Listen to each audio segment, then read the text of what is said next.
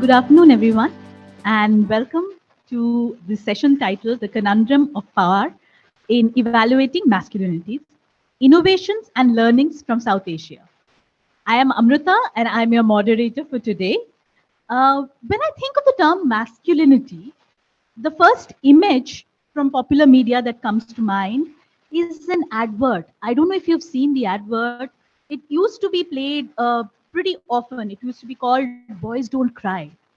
And at the end of the advert, if you remember, it ended on a very, very powerful note by a popular Bollywood artist, Madhuri Dixit, who says that, from childhood, boys are taught that boys don't cry. Wouldn't it be better if they are taught that they don't make anyone else cry? And here anyone else was a girl, but I'm saying anyone else just to shift the norm from the gender binary that we talk about. But yes, coming back to start with the boys. We've been talking about working with men and boys, start with the boys and men, the need to engage with men and boys for gender equity since the Beijing Platform for Action in 1995. And since then, also we believe that, the engagement to challenge gender norms, the engagement with men, the engagement with boys to challenge gender norms has not been adequate. Do we know adequately the constructions of masculinities? And there are multiple perceptions, there are multiple symbols of masculinities, not just one. We do know about hegemonic masculinity, but do we know about the other constructions of masculinities? Do we know how, less explored the entire area of evaluation of masculinities is? And that is precisely why we have this panel today. And we have a stellar, set of panelists who are going to unravel the conundrum around masculinities. They're going to share from evaluating programs that work with men and boys. They're going to talk about how do we identify outcomes when we are talking about working with men and boys. How do we challenge or talk about the entire privilege and the power conflict? The power that patriarchy gives men and the powerlessness that patriarchy also takes away from men who do not conform to the notions or the dominant notions of masculinity, right? Our panelists hail from the development sector, academia, and they will talk about these evaluation practices. They will also draw out some of the effective and contextually relevant, deeper understanding of masculinities in South Asia. Before I introduce the stellar set of panelists, I just wanted to say that this panel is hosted by Gender and Equity Network South Asia, GENSA. And we are a special interest group of community of evaluators, South Asia. We've been established in 2020, and we are a robust group of 250 members almost across 7 South Asian countries. I am also a core group member, and we have Dr. Sonal Zaveri, who's going to be our first speaker, who's a founding member of GENSA. So over to our panelists today. Like I said, we'd be starting with Dr. Sonal Zaveri, who's an independent consultant, who's actually a doyen in this field. So I'm going to skip some of the work that she has done because it's so much to read. She has 30 years of experience across Asia, Middle East, Africa, and her special expertise is in gender-related evaluation, community empowerment, child and youth participation. And she has evaluation expertise across participatory, transformative, feminist, utilization-focused, outcome mapping evaluation approaches. She has contributed to program design and collaborative analysis across stakeholders like NGOs, civil society, government, and donors. And as I said, she's also the founder of this GENSA, which is, and also the co-chair of Eval Gender Plus, and also alongside holds various regional and global leadership positions. Welcome, Dr. Sonal. The other 2 panelists we are a truly hybrid panel. So the other 2 panelists are going to be joined online, and they are Dr. Shweta Anand, Assistant Professor from Lady Irwin College, New Delhi. Dr. Anand has 14 years of experience with skills in designing development communication messages centered around thematic areas of gender and equity. Her key work involves monitoring and evaluation, assessing effectiveness, interventions using participatory techniques, and she has worked as a consultant for USAID, Center for Media Studies, the NSHRC, that is the National Human Systems and Resource Center, and currently she is the assistant professor at a university in Delhi, Lady Irvine College. In her voluntary capacity, she is also a co-team member of GENSA.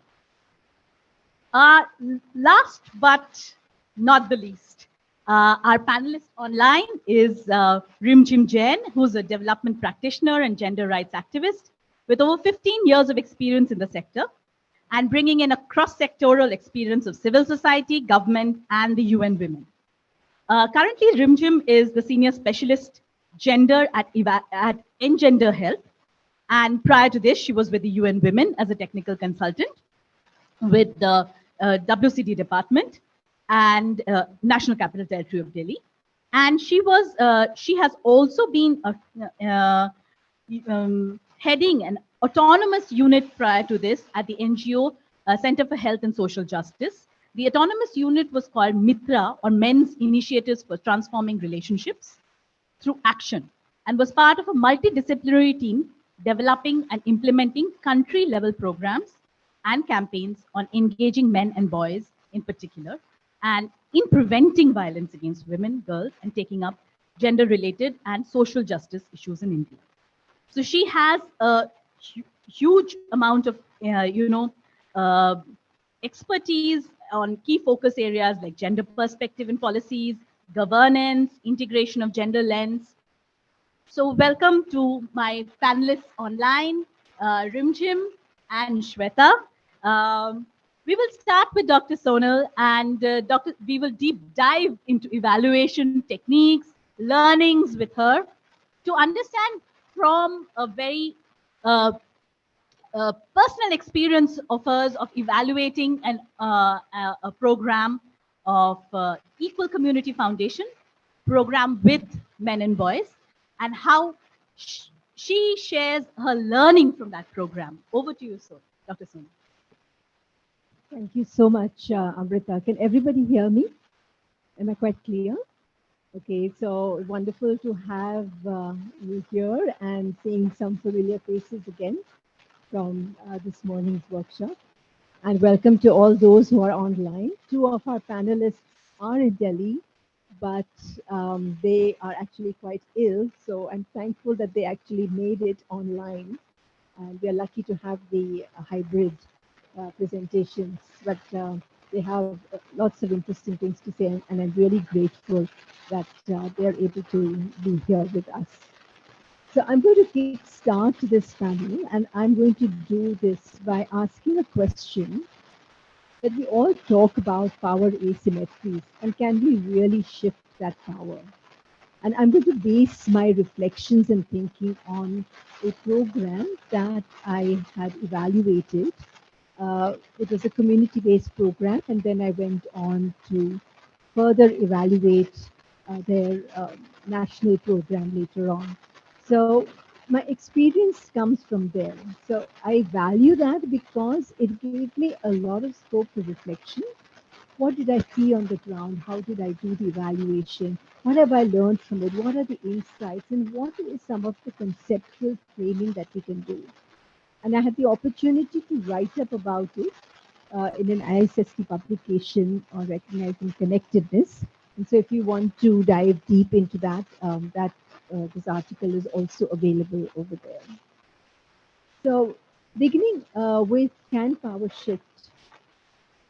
I think we all recognize, and as Amrita has said, that engaging boys and young men is essential for gender transformation and to achieve sustainable gender equality. And I don't think any one of us doubts it anymore. So we are now away from the era of only women, only girls, only programs. And we are trying ways and means by engaging men and boys, because we realize that without that, we are actually losing half the battle. And again, as Amrita had mentioned, the need to engage men and boys is not new at all. So here's just a simple timeline of how they have been included in a number of declarations, guidances, UN frameworks, each one of them from 1995. So it's been a long time coming here. But the fact is that although we started progressing gradually and slowly to involve men and boys, not just as part of a program meant for women and boys, but independently as well, we really have not looked at evaluating such programs and wondering how to frame it, because we still have a very strong gender lens which comes from a feminist perspective, which comes from those who don't have power and are seeking power. But when we are looking with boys, it's exactly the other way around. So what are we trying to look at? So if we look at just a bit of a background of masculinity, norms, and power, so we have different ways of expressing it, and I'm not going to get into the details of what is manliness, what is manhood, but basically whenever we talk about masculinity, we're talking about certain ascribed norms, behaviors that are associated with men and boys, and I don't think we would argue them. And each society at different points of time also have changed what they ascribe to men and boys. So it's a role that is a social construct. You're not born with that role, but society gives it to us. And because society gives it to us, very well we can change that construct if we wish to, and that is what we are in this developmental field. Now, coming specifically to the violence against women, there is an acceptability by society. And if I don't have the exact figures, but many of the NFHS surveys have indicated that women also feel it's quite okay to be beaten up.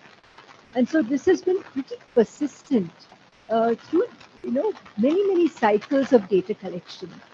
So it is socially accepted by women also, and therefore socially accepted by men also as their privilege and entitlement. But violence against women is a very strong indicator of gender discrimination and inequality. There's no doubt about that. And we all recognize that. Now, various studies have indicated that one of the biggest barriers are our cultures which are patriarchal and our various institutional structures. So when I say institutional, I'm talking about the community structure, the family structure, our cultural, the way we align ourselves in different ethnic groups, religious groups. So I'm talking about those sort of institutional structures. And these have become barriers for gender transformation because they have prepared norms and beliefs that uphold the male entitlement and privilege. So obviously, when I'm speaking about all this, I will talk about how we address this in the evaluation and in the framing of it. But again, even when we accept that there are patriarchal ideologies and entitlements, it's not uniform. So it's dependent upon caste, age, class, and the perception of power, which is very important. It's not just power, but the perception of it. So, for example, you could have between men and boys, but difference with women and girls. But we also know that a lower caste man has less power than an upper caste woman. And among men also, there are differences because of age, class, and caste, and other differences. So the whole question of power is quite a dynamic concept, and it depends on many factors. One of the problems is that whenever we talk about, how can men be more equitable? The problem becomes, what do I have to give up? I have an entitlement and a privilege. Why should I give it up? What is the incentive to do so? So the patriarchal dividend is the concept that captures it.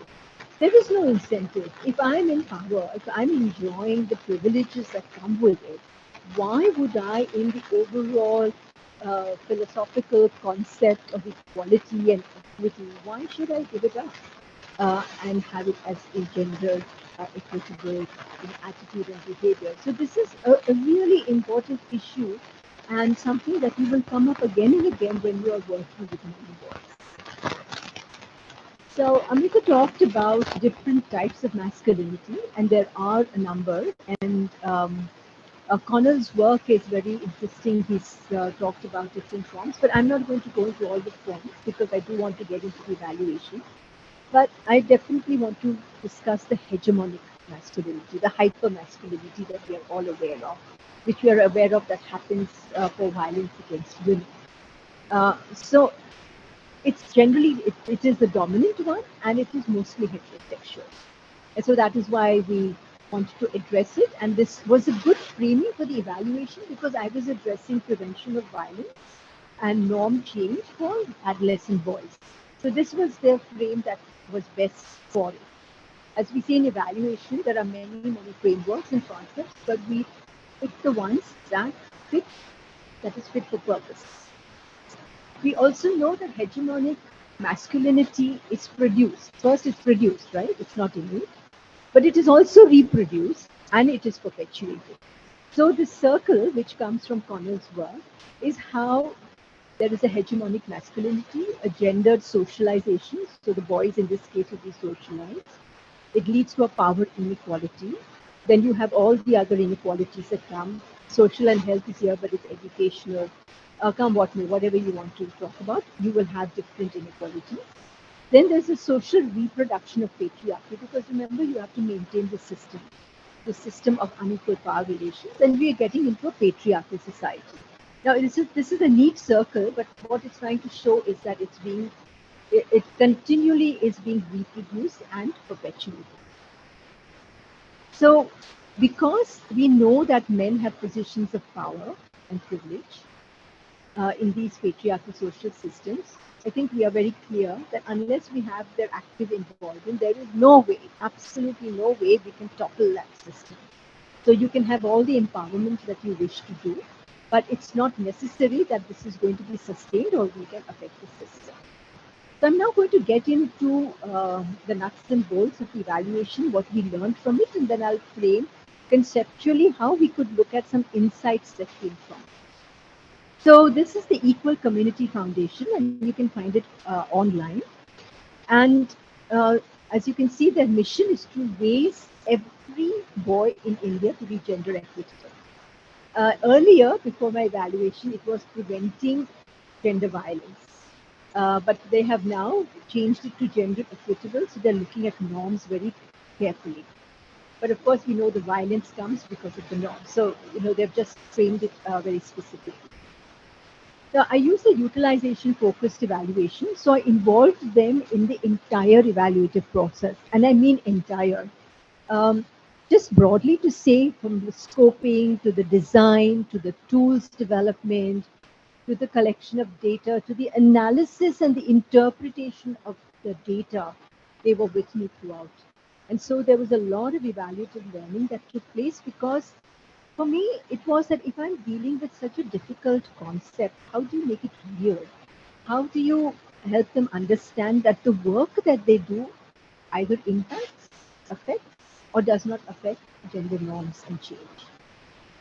So the two questions was, of course, does the program work, very simply put, and is the organization learning? Because as we know, when we start working on these issues, we constantly have to review, revise, and to change our strategies and how we want to look at the change in behavior.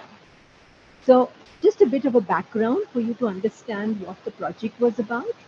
So since 2009, they were advocating to prevent gender-based violence and discrimination. They worked with boys very specifically between the ages of 12 to 17. And we'll hold on to these age because that became a very important factor when we were evaluating. They came from low-income urban communities. Again, we always believe we need to work in the slum areas. That's where the greatest gender inequities are, but we will again see what we learn. Very important, the field staff, who were male field staff, they were known as mentors. They worked very intensively with groups of boys, about 10, 15 boys, and they used a structured curriculum. So curriculum was designed, revised. It was constant continuous learning. So I have to give it to ECF for that continuous learning. Now these mentors themselves went through intensive training. So it wasn't that here is the resource manual and let me teach you how to go from session to session. It wasn't that. They themselves went through their own training on what is gender inequality, their own lives, their personal, and so on. So they were really, really engaged in this whole process. And they had internalized what they were teaching the boys. Very important, as we will see further. And then what did they want the boys to do? So aside from changes in their behavior at home, do some housework, I mean, there is no work that is gendered. Everybody can do it. So aside from all of that, the boys also were supposed to organize community events for awareness and do activities, campaigns in the community. Now they had different structures in this program. So they had an introduction, which was called Action for Equality. Then they went into the leadership and so on. So they was very well structured. Once the children, boys graduated from one set, they went to the next and the next. So trying to ensure that this change that has come is going to be sustained.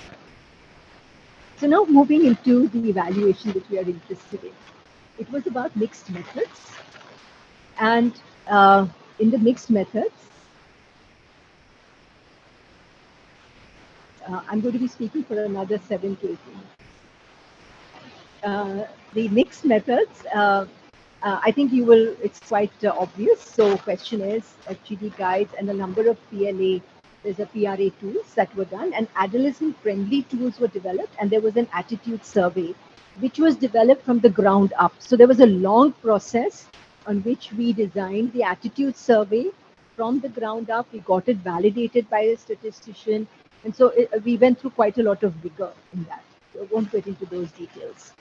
So what was the design? Again, we used developmental and news focus. So we were constantly reviewing our design as we went along. We reconstructed the theory of change using outcome mapping because we wanted to see what change in behavior was there, at the initial stage, a little bit later, and so on, because the boys had been in the program at different points of time and for different durations. And we co-created the methods, and I said the whole process developed evaluative thinking. And the other column that you see is that a lot of the ways in which the ECF was involved in the design, stakeholder analysis, SWOT, and so on. So we're just giving the idea of how participatory the whole process was. So I just wanted to hone in on some of these strategies that I mentioned. The mentors worked directly with the boys, and they were periodically measuring their knowledge and behavior by asking the mothers and sisters what they were.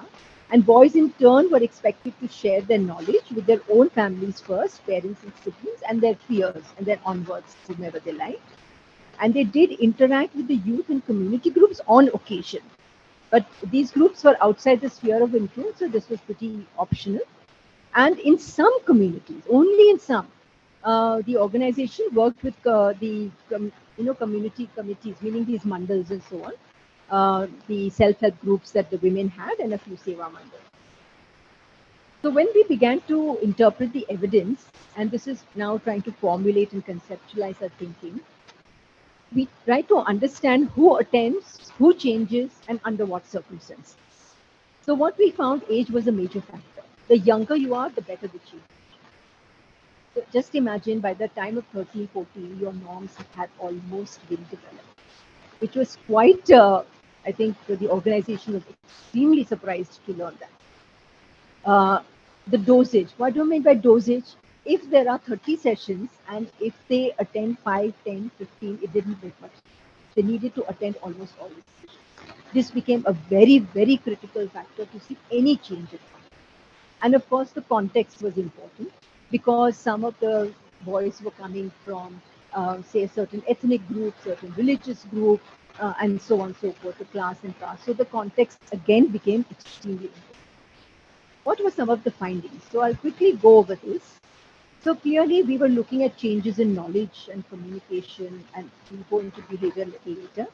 So when we're looking at, we did find improvement in communication relationships, and there are some quotations from this study that you can see. And, in the sense, more or less, the boys were more invested in their families. Before that, the boys were using the families very transactionally, come there to sleep, eat, and go. So there was no involvement with the family member. It was quite extraordinary. The sisters and the brothers never communicated. It was so far apart. Just understanding how family dynamics work. Definitely better gender equitable knowledge and behavior. So some of the things they definitely stopped doing or started doing, and some sort of a positive identity and goal setting in thinking that I now think about others, which they never thought about. Everything is about themselves. That whole sense of male privilege and entitlement was extremely strong before. And also, there were some unexpected reasons that perhaps with the mentoring and the engagement of somebody interest involved in you, there were some positive changes in other parts, like attending college, being more regular and things like that, getting less into trouble. And I think many of us have seen that also, some of the.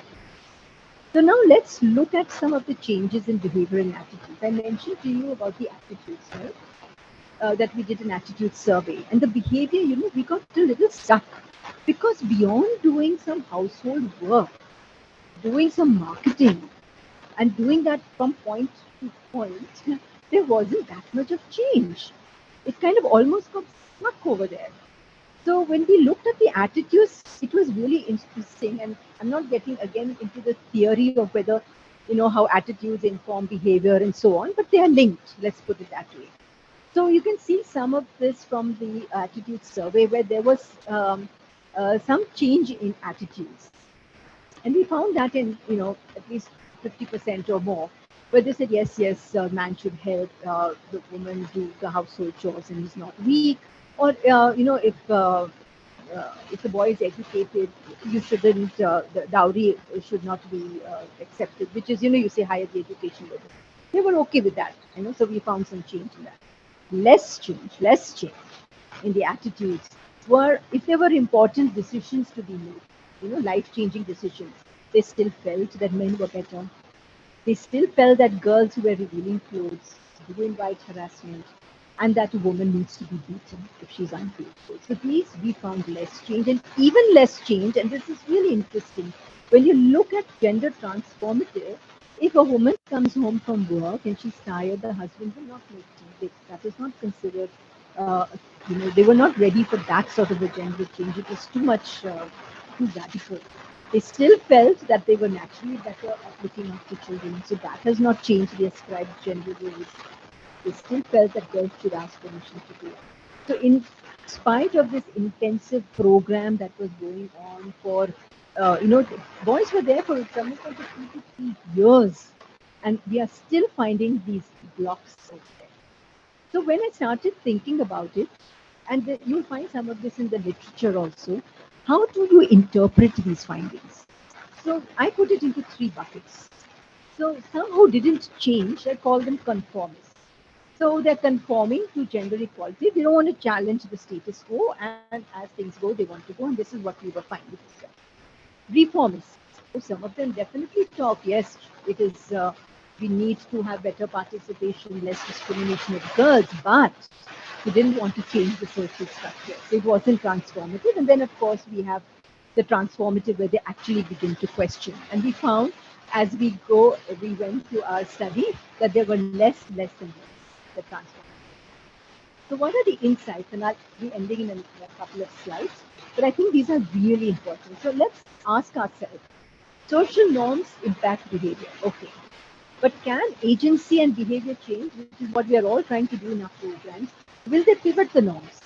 And we have some questions about that. I don't think we have all the answers.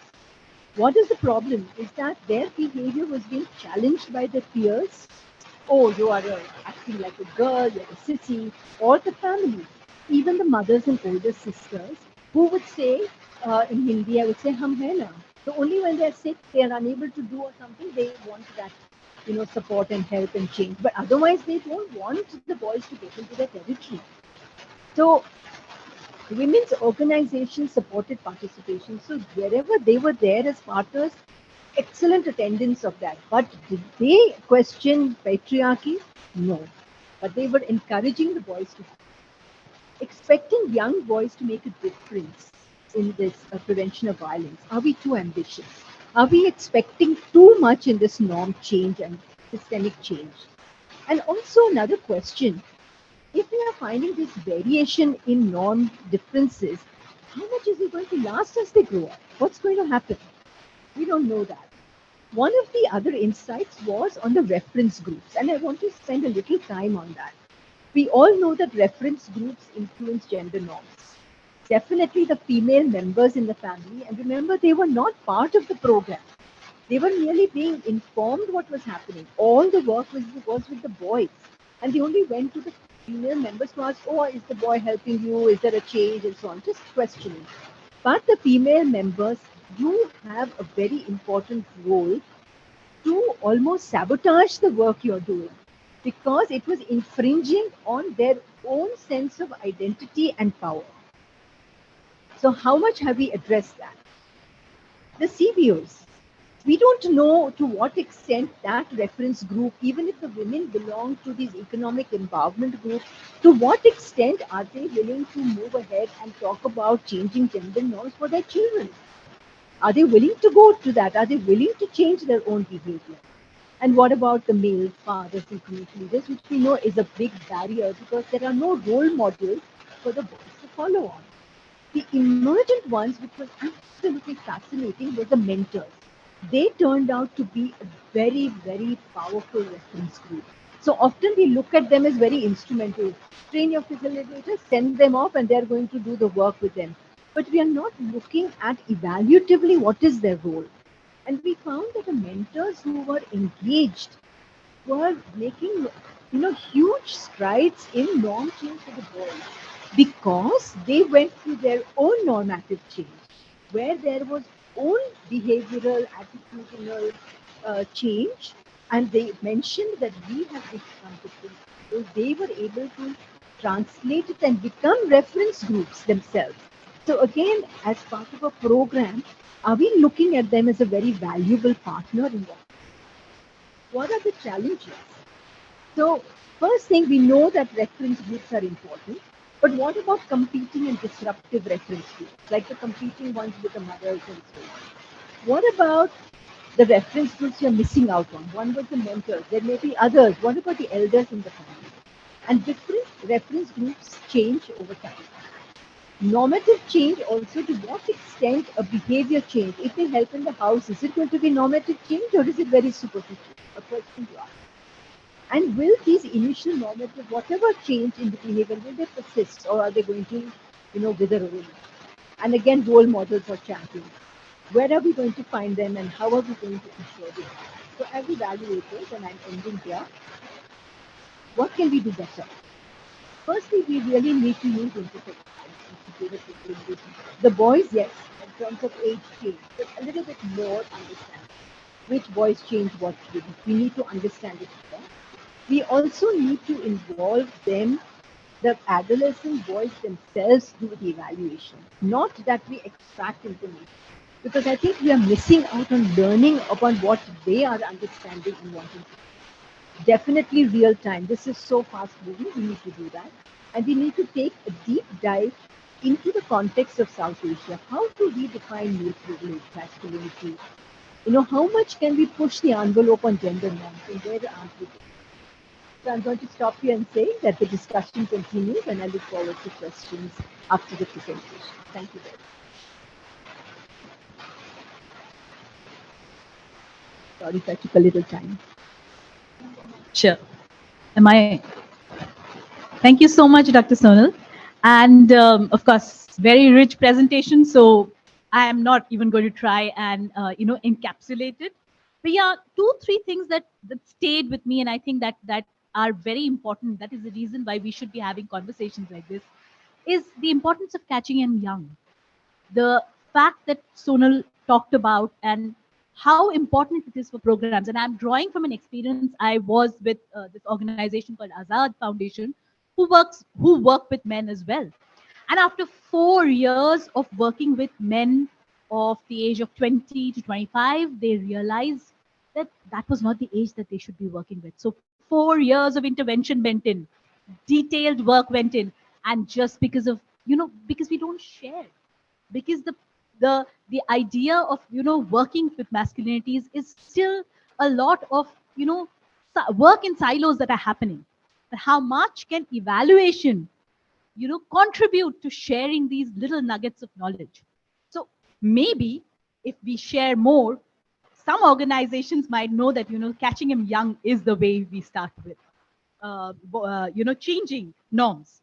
Something that stayed with me was about the fact that, how utilization focused processes can contribute to understanding of context, challenge the power norms within, and the role of a peer group or the peer pressure in changing and challenging norms.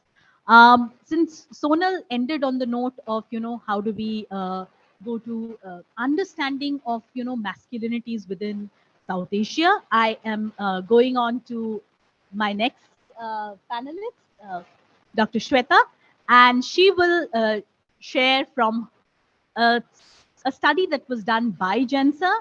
And this is actually like a meta-analysis that was done on what are the perspectives or what are the evaluation perspectives that emerge from South Asia. Over to you, Dr. Shweta. Well, thank you, Amrita. As rightly articulated by my fellow panelists on evaluating programs that work with young men, we would all agree that to build accountability to feminism in evaluating masculinities work, readdressing of patriarchal power structures is extremely, extremely important. So I'll largely be reinforcing and rather reiterating some of the key pointers again. Let me just share my screen first.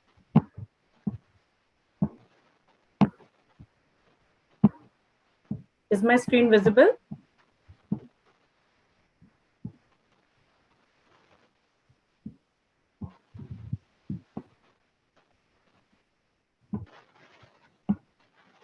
Turn slide, yeah. Thank you.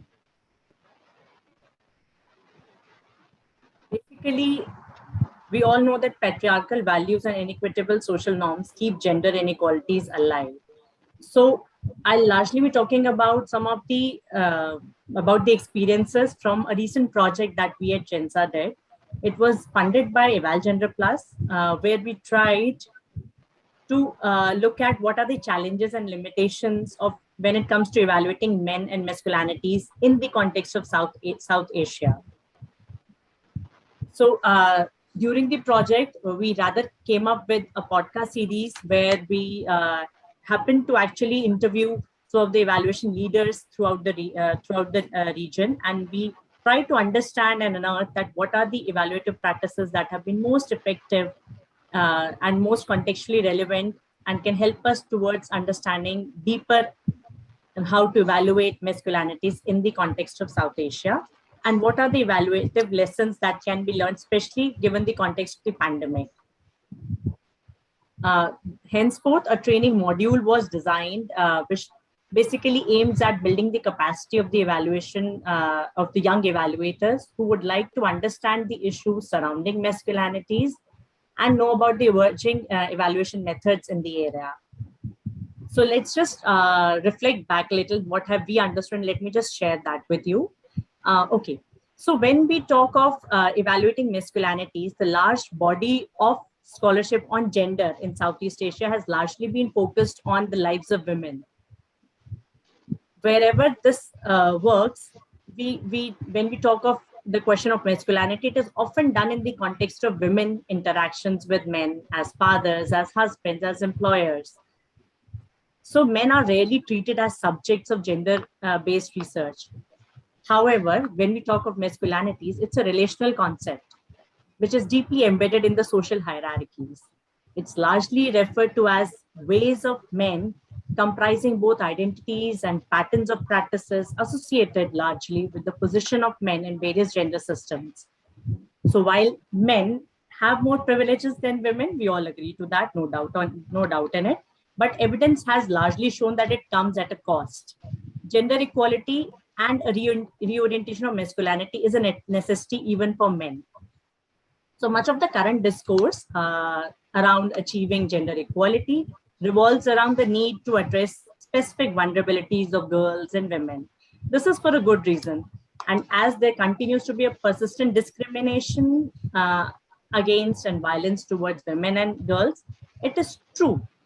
However, boys or men on an average, though they have more privileges and benefits, it is well known that costs of masculinity have exceeded the benefits and privileges now. So not all men are equal. We all understand that male privilege is not equally distributed to the advantage of each man. So men who belong to low income group, men who are outside the traditional power structures, men who hold alternate views and are homosexuals or bisexuals in terms of their sexual orientation are often subject to discrimination. Recent researches have also demonstrated that while men and boys may have special privileges over girls and women, masculine norms come with a mix of privilege and do have personal costs that are reflected in the mental and other health needs of men. So it is important to examine these costs of masculine norms, not only for girls and women, but also for boys and men. Evidences also suggest that men see this as largely as a zero-sum game. Men who commit violence against women feel that the rights for women means the rights of loss of rights for men, which is why there is this tussle.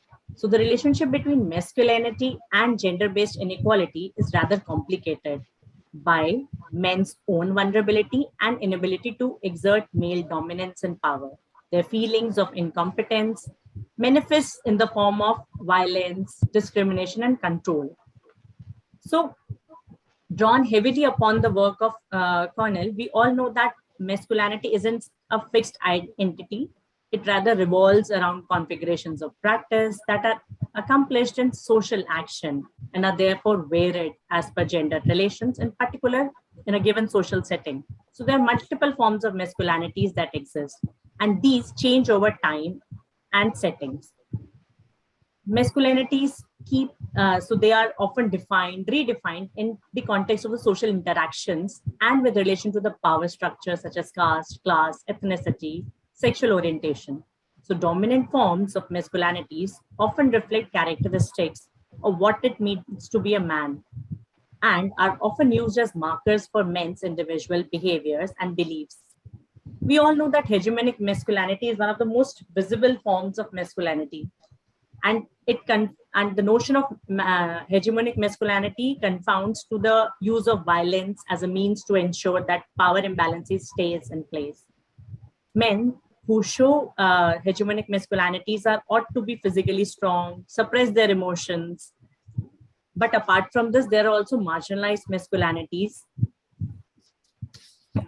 And there are also subordinate masculinities. So men with characteristics which are opposite to the hegemonic masculinity, such as the sexual minorities, gay men, men who have sex with men, transgenders, are all non-violent and rather socially conscious men. However, we should all remember that masculinities are very context specific and needs to be understood within the context of socio-cultural, religious, economic, and social perspectives. I guess there is a change in the slides. I believe there is a technical glitch that has happened when I downloaded the original file. So every society views and constructs masculinity to suit their own opinions, to suit their own social and cultural values of that particular society. And here in South Asia, we all know that a socio-cultural norm that has been found to define men and masculinity is the role of men as guardians, as providers.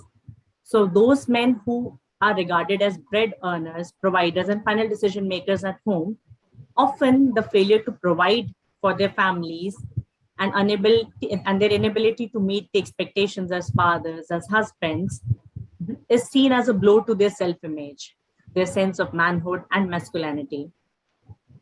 So we found that many interventions engaging men and boys have used multiple strategies, right from involving non-violent participants, designing face-to-face education programs, implementing community-based and peer-led behavior change and educational activities, engaging with coaches and athletes and fostering gender equity, such as a Parivartan program, which was implemented by ICRW. However, there are a number of approaches that are largely being used in this arena, right from gender neutral, so gender exploitative or reinforcing approaches, to gender neutral approaches, which neither reinforce nor question gender roles. There are also gender sensitive approaches that are used that recognize specific needs and realities of men based on social construction of gender roles. However, a larger review of literature by WHO has confirmed that the gender transformative programs, which aim to transform unequal gender norms, their attendant behaviors, and attitudes, are far more successful. So this is primarily because that these gender transformative programs also help men to reflect on how their conceptions of masculinity are affecting their own lives, are influenced by the unequal gender norms, and encouraging men to move from toxic to positive definitions of what it means to be a man. Now, while gender evaluative practices and interventions on men and masculinity have been able to measure gender inequitable attitudes, build up support for equitable norms and change, there still remain a couple of challenges that we still face when it comes to evaluating men and masculinities on ground. So one is that unidirectional belief that raising awareness and changing gender attitudes will be followed by a behavior change. However, it never happens. The research has shown that there is the association between the two is rather more complex and bidirectional. Further, the programs that are generally run for a very short duration, often not exceeding a year or so. Hence, the intensity of efforts at capturing the change is very less. Further, to add on to this, the fact that facilitators too need to be skilled enough in handling the inherent complexities on ground when they engage with men and boys, and they should be sensitive to the existing attitudes and belief systems, another challenge that we often face. Then the low or no long-term follow-ups after the project, which can assess the impact and sustainability of the shifts, is also lacking. And lastly, even the low efforts which are made to optimize or effectively use the intervention strategies that are focusing on social norms and initiatives, especially in areas where violence prevalence is very high.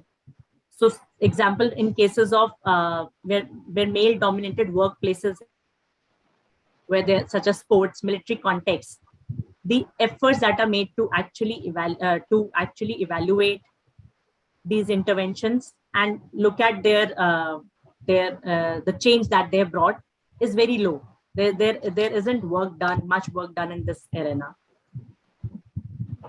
So apart from these, there are clearly it is understood that men are largely ambivalent about changes, and they have anxieties around compromised masculinity, may behave as passive supporters, may only so we have our own set of learnings basically, which fall under the two: what are we measuring and how are we measuring. So far, we have largely been concerned with measuring individual attitudes and not norms. And therefore, the indicators, the tools, the approaches that we have been using are usually not enough. So what is the way forward? How should we be actually doing this?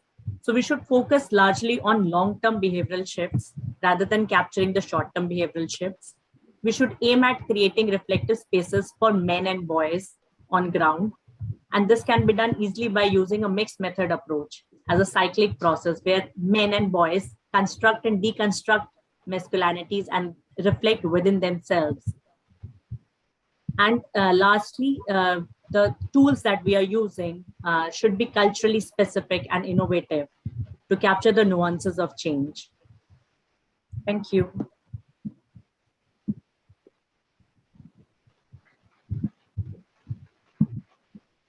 Thank you so much, Shweta. Thank you for taking that deep dive and, actually talking about the vulnerabilities of masculinities, something that you really highlighted.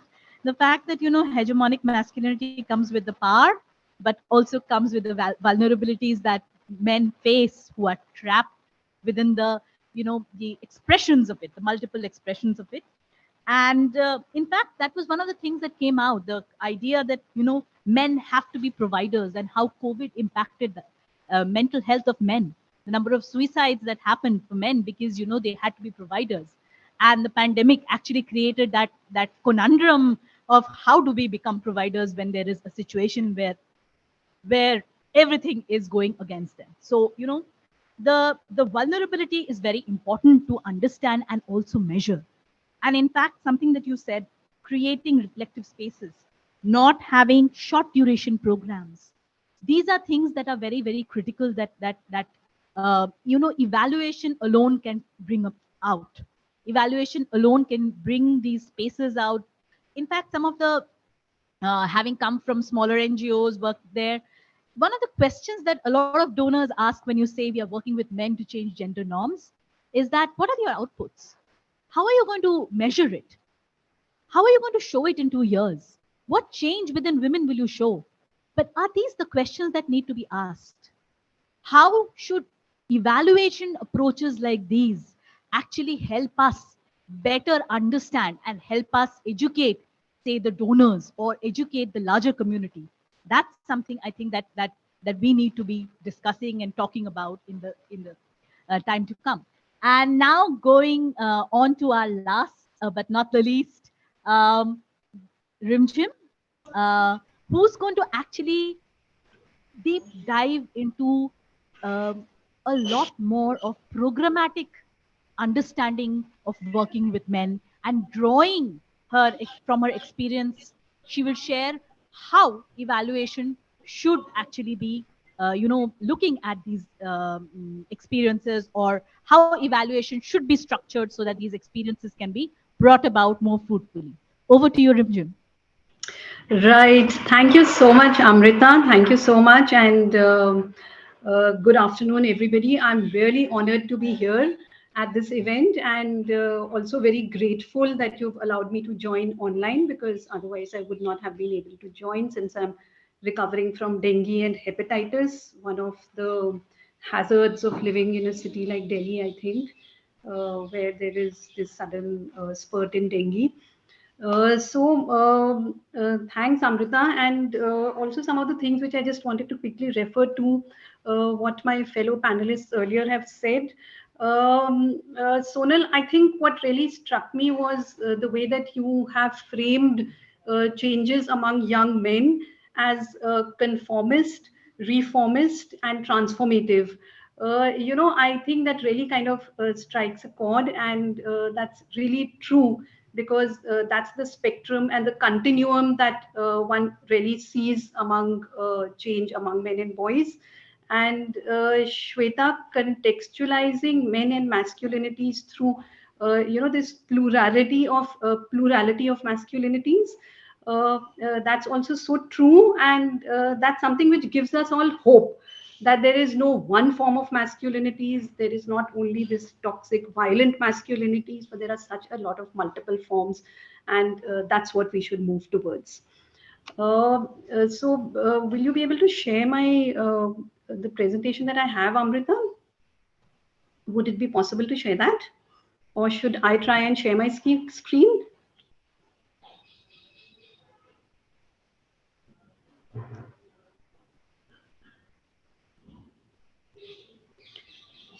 I am unable to hear in case you're speaking to me.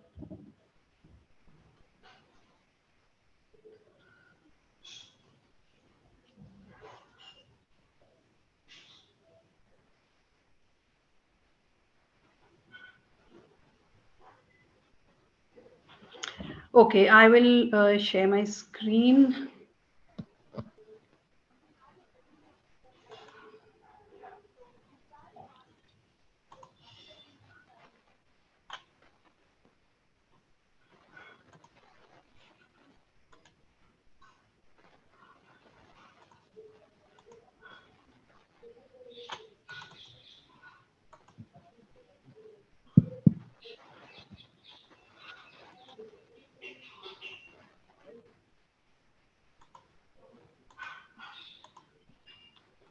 Okay, so I hope you can see my screen. It says Yes, it we is can. Can you sharing. put it on full screen mode? अच्छा मैं try करती हूँ. Yeah, perfect. Thank Okay, you. but I can't see myself or any of you now. So okay.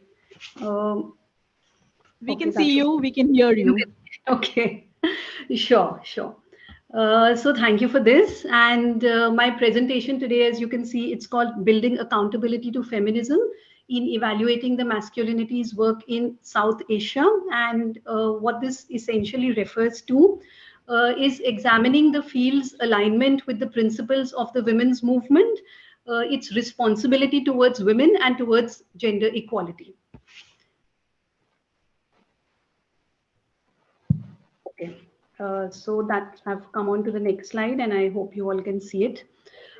So I want to begin with saying that the work with men on gender is sometimes seen something like a magic ingredient in gender programming. It's almost something like a magic masala that is sprinkled on in order to make everything much more palatable to go better, be it with interaction with donors, presenting it to funders or to others. And certainly it's very positive that there is an acknowledgement of the importance of engaging men. It definitely has the potential of being a game changer in the gender equality field. Uh, but having said that, the first thing that I want to clarify is that, according to me, there is a distinction between working with men and, you know, it's like mobilizing men for gender equality and women's rights. That's distinct from working with men on masculinities. It's entirely possible to have projects and have programs and activities for male engagement in which men and boys are mobilized in a relatively narrow way, where we have them saying, no violence against women, that we reject gender discrimination and we agree that it's not right. But until men don't end up reflecting on the idea of masculinities as a social identity, on the development of the male persona and their gendered privileges, the unquestioning acceptance of opportunities and privileges, and I would say even the acceptance of male restrictions, until they understand how that acceptance disempowers and in a way disprivileges women and other genders, creating a male ordered society where there is no space or opportunities for women and other genders. Till then, their engagement with the issue of gender will remain largely at the surface level. So, till there is this belief that gender is important only for women and men are working to support women for that, and that paternalistic belief is there. So, till men don't start challenging their own assumptions of what it means to be a man, it's only then that the work with men on gender becomes different and it becomes truly transformational and also sustainable in its outcomes. You know, that slide which Shweta had shown, for instance, which showed the change from being gender blind, gender neutral to finally gender transformational. So a composite work with men and on masculinities, I would say, goes deeper. And in this, men are encouraged to reflect on the meaning of, what is mardangi, unpack gender roles and responsibilities.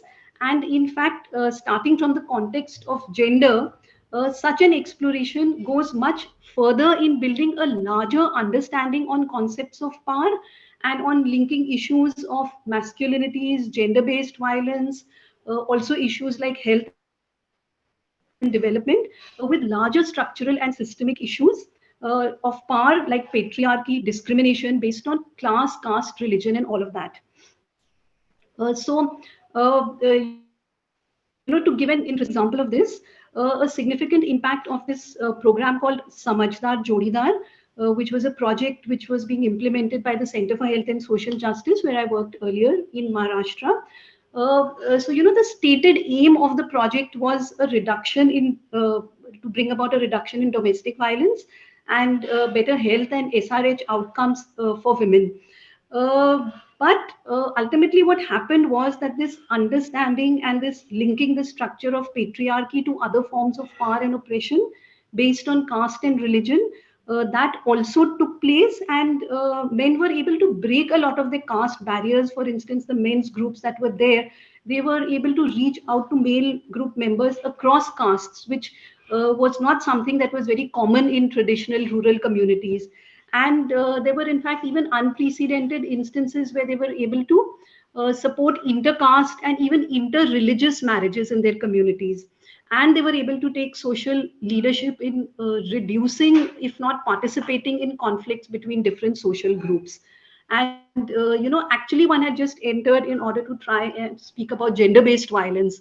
But once they understood the entire power conundrum, which I think is really key to this particular session that we're talking about, there were so many other outcomes.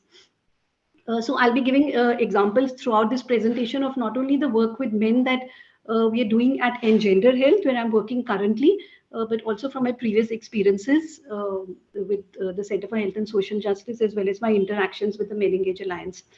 I know that we have spoken about the kind of current work that is going on in India, but I wanted to give a quick overview before diving deeper into evaluation, and say that in the past 20 to 25 years, there has been a growing body of work in South Asia and in India specifically on engaging men and boys on gender by civil society organizations, by academic institutions, and by governments.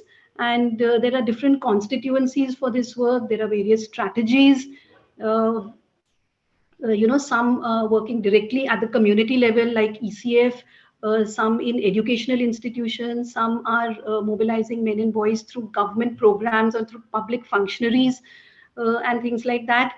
At times, the focus of the work is on research and advocacy, and on times it is things like, campaigns, communications, IEC, those sort of mass level, communication campaigns. Sometimes one works directly with men and boys, like what again ECF or CHSJ had been doing, and at other times it's added to ongoing work with women and girls, or on other kinds of development and social justice work. So to give an example, in Gender Health, there is work on gender with the brothers of adolescent girls specifically, which is in the process of being introduced currently. There is an ongoing project in Bihar called the Tarunya project, where the aim is to increase the access of adolescents to SRH, information and services under the RKSK program of the government, which is the Rashtriya Kishore Swasth Karyakram. And so this intervention with this sort of new intervention with the male family members, it was decided to be undertaken when the adolescent girls and the female peer leaders, they reported that we are unable to attend things like adolescent health days. We are unable to come for group meetings because our parents and particularly our elder brothers do not allow us. We have all those restrictions. And some of the girls also reported that they are kept too busy with their household work. So it was this discussion with the girls which formed the basis of developing a module called Engaging Men and Boys in Adolescent Health and Gender Equality. This is designed to sensitize brothers and other significant male members of the families for breaking barriers and for involving them as partners and supporters, so that instead of being obstacles, they become allies and supporters of the adolescent health program. And the purpose of this particular male engagement intervention is individual and community norm change, but it could be a variety of expected outcomes, which can also be institutional and structural change. The areas of work could be, they can be very specific outcomes like prevention of violence against women, early marriage, better health, maternal health, SRHR, HIV, which was one of the things which, because of which the work with men was initiated in many of the countries, maybe not in India, but, better HIV and health outcomes has been one of the reasons for initiating work with men. Okay, so, right. So why are evaluative systems important in this field specifically? I feel that in this is still an emerging field, and it's still important to prove that it's a valid area of work. which will support the existing work with women and its ultimate goals. And also now larger numbers of women are demanding equality. So unless one works with men and boys, there is going to be greater intergender conflict. And it's better to continue, to better continue this process of change with women. One needs to support it through working with men and develop and evaluative and learning methods which can understand this, dynamic tension in the realm of interpersonal power. And we all know there is growing anti-gender backlash. There is this narrative from the men's rights groups and others that gender equality is against men, which other panelists have also mentioned. And hence there needs to be evidence, there needs to be solid studies on what happens when when women start gaining power, that women are going to benefit, and also men and other genders are also going to equally benefit. So without this sort of clear understanding of the overall benefits of gender equality among men, the changes will not be welcomed by them. And a dialogue between researchers and practitioners at this pioneering and formative stage is absolutely crucial, I feel, in this work. And data is also required to understand the construction of masculinities, which is specific to this region, such as, to give an example, the linking of male honor and community honor with the protection of their women, so to say. Things like issues of acid attack on women. And there's such an intersectionality and multiplicity of issues which are represented here. It's very important to have our own research which looks at our own context, into men's behavior, what influences them locally, what can be the practices which will influence them against toxic masculinities, what are the patterns, trends, characteristics, and this needs to be understood through research and not only anecdotal evidence. Based on research and knowledge generation, the work with men can be modeled much more effectively. It can help to identify what should be the focus areas of norm change for gender relations, and for having truly gender transformative interventions. So it can more systematically result in very specific outputs that we may be wanting. Again, to give an example of this, what do I mean by that? In gender health is implementing this momentum MSF FPO, a gender integrated response to emerging COVID-19 priorities project in 6 states in India. And so now under this project, now male youth champions are being trained on issues of gender-based violence. They are interacting with other male peers and community leaders to help support gender equitable practices and norms. And this again is a need that emerged from the data and learning systems and sort of the data gathering mechanisms that had been put into place by Gender Health to link efforts to improve the functioning of the state's GBV response mechanism. So we are basically working with the Sakhi one-stop crisis centers for women. So that's again the stated aim of the project, to improve the functioning of the one-stop centers. But along with this GBV response mechanism, then it emerged that it's very important to also look at GBV prevention, and particularly to work with the youth, the young men, because there are other organizations that are working with the women and girls, with the SHGs, through Anganwadi centers and through other platforms. But there is this gap in working with the male youth. So that was really the reason for how we started working with male youth under this current program. What is the status of evaluations in this field? In general, one has found, working as a practitioner largely in this sector, that the development of data, of learning systems and studies, though it can definitely help to better understand the effectiveness of interventions and build more effective theories of change, they're not always a priority. And there are multiple reasons for this. It could be that a lot of the organizations implementing this are smaller, grassroots-based organizations, and they may not be having the resources to be able to do so, and they may not be able to convince donors who are in any case they need convincing. They need a lot of convincing to, work with men on gender. Why are they putting in their money with on men when it can instead, according to them, be more effectively put in working with women and girls directly? So, why this indirect support? To go beyond MIS collection and to support large-scale evaluation studies, that is a cost which sometimes it's difficult to convince people to take that. And sometimes also I feel there needs to be greater understanding among practitioners as well about the value of evaluation, research and knowledge generation. There needs to be a breaking out of the mindset that evaluation is theoretical and of little practical use to them. I'll just go to the next slide. Right.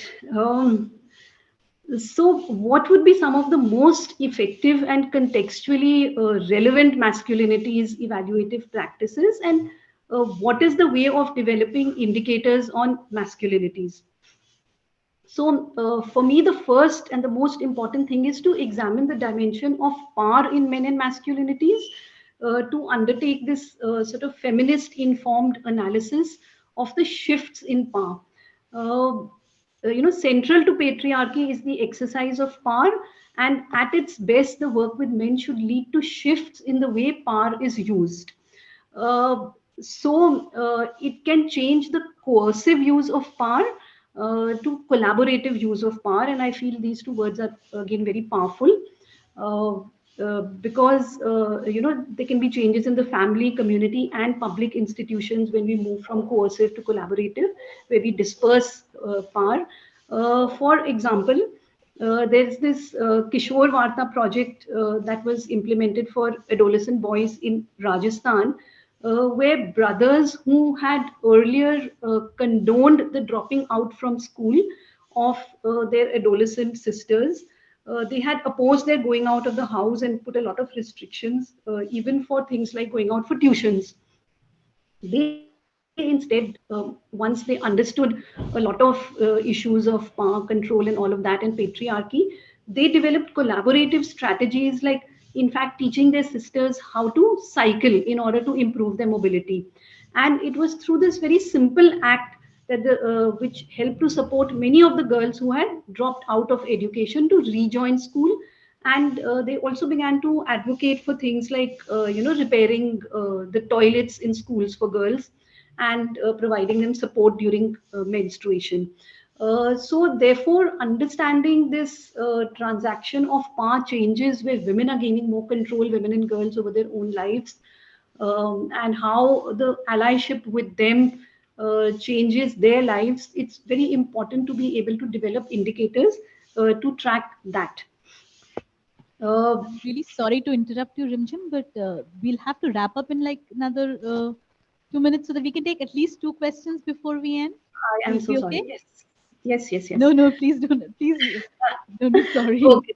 The second important point is that it's important to measure multidimensional change, individual change in men's behavior and attitudes, and all of that is very important, like, changes in domestic work and things like that. But apart from the micro level changes, it's very important also to capture the larger structural, institutional, social norm changes, for instance, like the Samajhdar, Jodidar things, which I had mentioned. And also it's important to measure this continuous process of change. The third is developing actionable knowledge. I think we all know that, so I'm just going to quickly skip over that.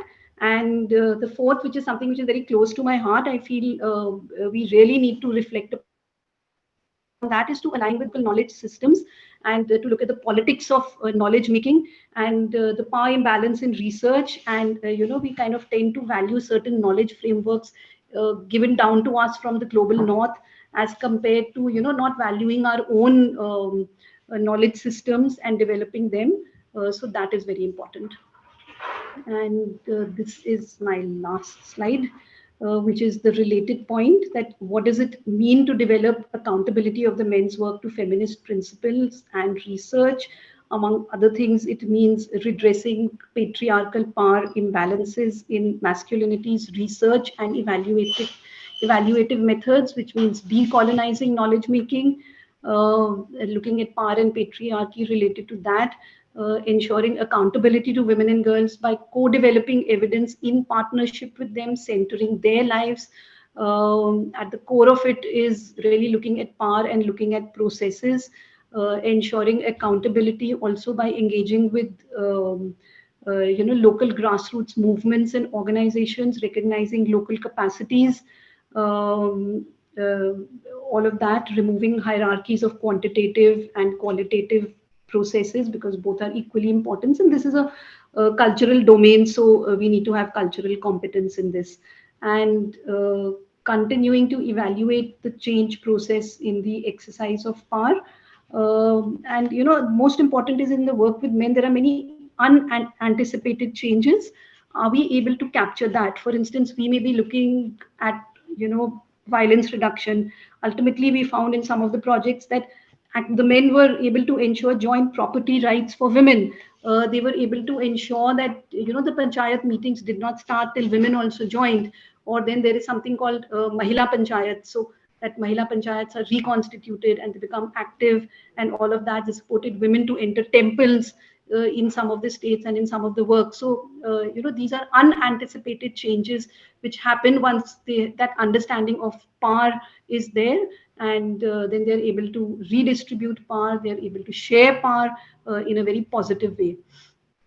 And of course, strengthening peer learning platforms, networks, coalitions is very important, because there's a lot of isolation that men who have changed in their practices, behaviors, and attitudes face. That's there, and it's also important to influence the larger policy context. So that's it from me. Thank you. I'll stop sharing. Thank you so much, Rimjim.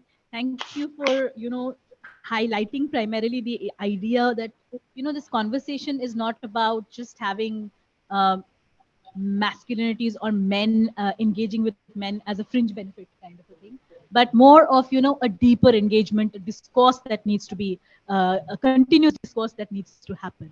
And with that, I open the floor for questions if there are any, and it would be great to have at least 2 or 3, so that 2 would be good. We have 10 minutes, and we could, if you could address it to whom you would want to.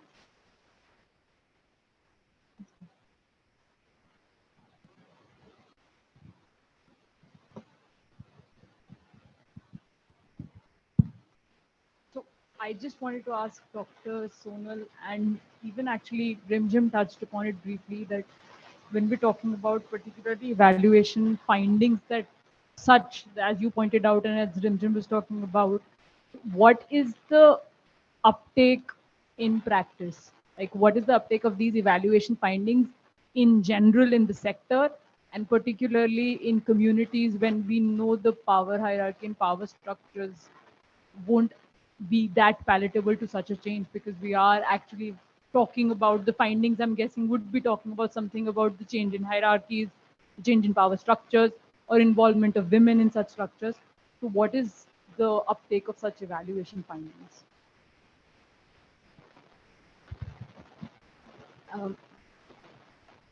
Hello. So I'm going to say it in 2 ways. So one is the uptake depends on how you do the evaluation. I firmly believe that if the process of evaluation is in a way that they find is useful, if they feel that we own this evaluation, they will use the findings. I don't think that we have to worry at all about the uptake. And I think when you use these new approaches, that is developmental, utilization focused, that happens quite automatically. And that is something that I have seen again and again, because those are things that I like to do. So it's not just participatory. Okay, participatory can be a tool or a method, but I'm talking about actual ownership of the co-designing and things like that. So I think that's important. So if you have that in place, I think the uptake on the recommendations happens very quickly. And as I mentioned, for this evaluation, they've actually changed what they want to do from preventing violence. Actually, it wasn't even preventing violence. That they're going to they're going to actually stop the violence, and that is actually wrong, because the young boys can't stop anybody's violence. Then they wanted to get educated on violence, and then finally they've come now to social norms. You've seen the latest thing what they have on their website. They've become very realistic about what they can and cannot do. I just wanted to say something about the uptake in this. is that, I mentioned a little bit about reference groups. And my question sometimes is that we are targeting boys. Should we target reference groups? Question to you.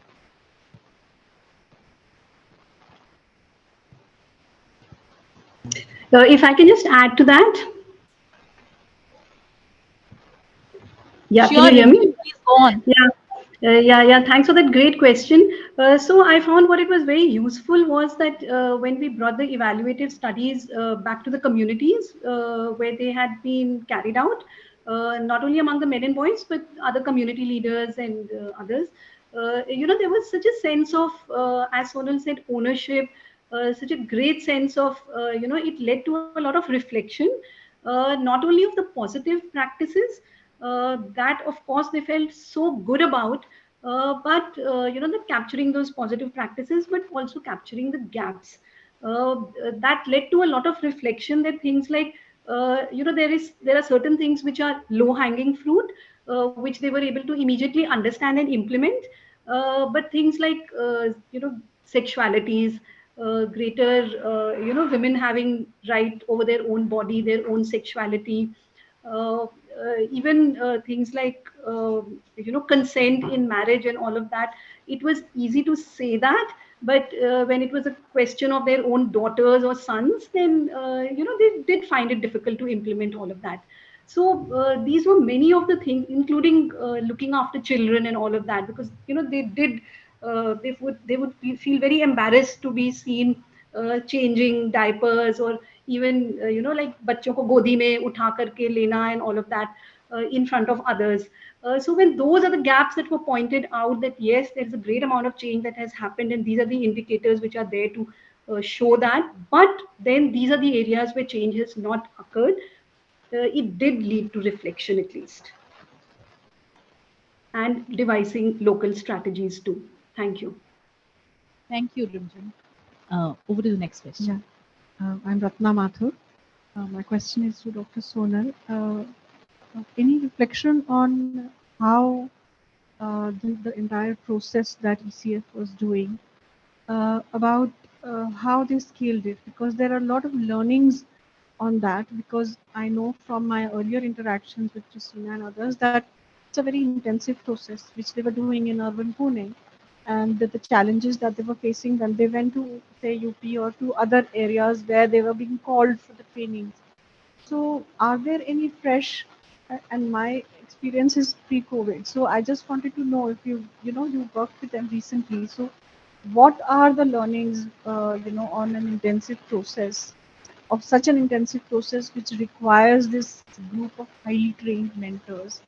Because I'm also struggling with the same when doing gender training. So, how does this work? Is it different when you work with men? How does that happen?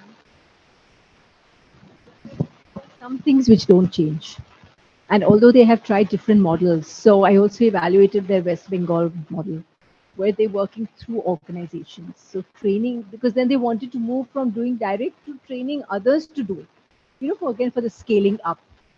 In fact, one of the organizations that I visited in Bengal had female mentors, and they said they were doing better than the male mentors. But on certain aspects they can't work with. So what I'm trying to say is there's a lot of experimentation going on, but I think at the end of the day, the intensity that with which you work and your understanding of what you're trying to do and who is influencing is absolutely important.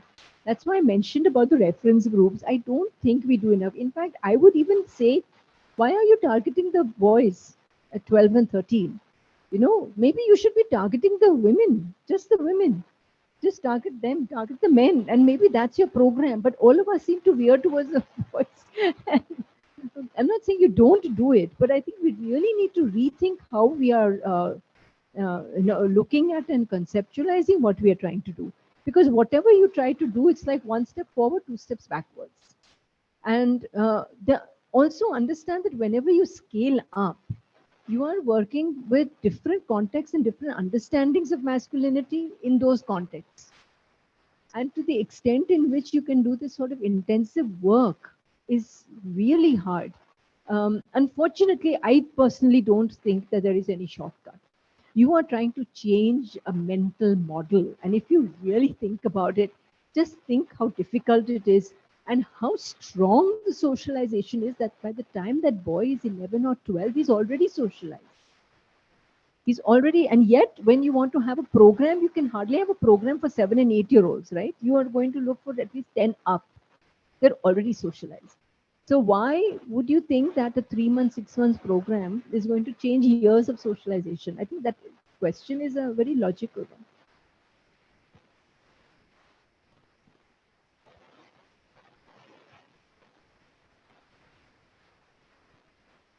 My learning is that whoever is the reference group, for me, from my studies and from my understanding, you have to work with them. They are not at the periphery.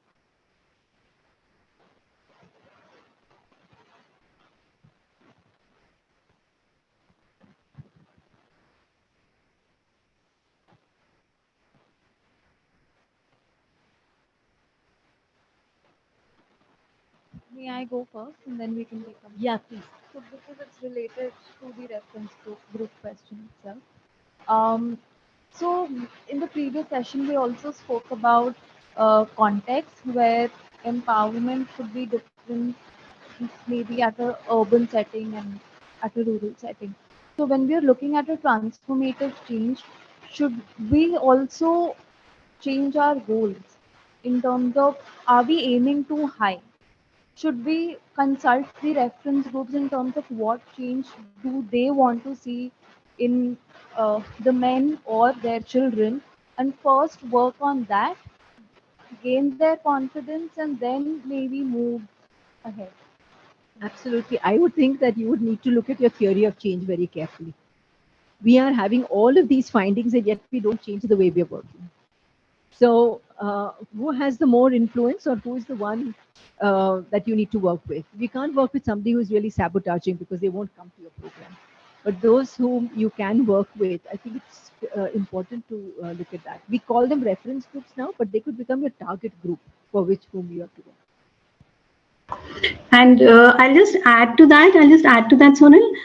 That because now there is this new sort of understanding that there is a lot of need to work with the women and girls also. So the work with men is often seen as now working gender synchronized programs, where one is working with men's groups as well as women's groups. Some of the sessions are separate, a lot of the sessions are together, so that you're addressing the women also, their mindsets, and there is a process of working together. So gender synchronized programming is something that is coming in this sector. It is pretty effective. Thank you for saying that, Rimsim. Absolutely. We need to go beyond whom we are working with. Can we have Pratiksha's question? I think it's Pratiksha from Afghanistan. Is that she's raised her hand, right? Could you please unmute yourself and share your question, please?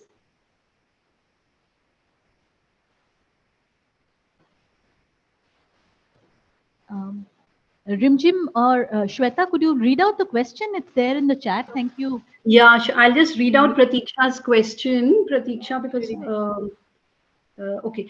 So Pratiksha from Afghanistan is asked, could I ask a question in the chat? I wanted to ask what validity measures were taken by all, but particularly by Dr. Sonal's evaluation. For example, we talked about changes in youth attitudes. Was there a similar test done before that the data were compared to? How about control group? Were non-project participants part of the evaluation? Also, how critical is it for evaluation to follow all these criteria for research, so that we find out what is valid and replicable? Right. That's a question. And she said, sorry, I can't unmute. Rimjim, could you read out the key points of the question? Because it was very long. So, she wants to know what are the validity measures that were taken, for instance, by Dr. Sonal in her evaluation. If you would like to answer that, Sonal.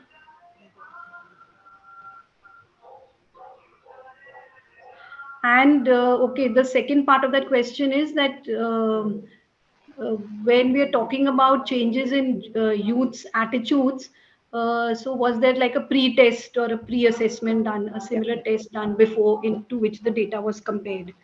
And how about control group? Were non-project participants also part of the evaluation? Yeah. And yeah, you know, like I suppose women and girls who are not directly part of the evaluation, were they also were not directly part of the program, but are they part of the evaluation? So I would say yes. And normally there's like a formative research done before starting or initiating a program. So I would say again that when we're talking about youth's attitudes pre, launch of the program, that data is normally there.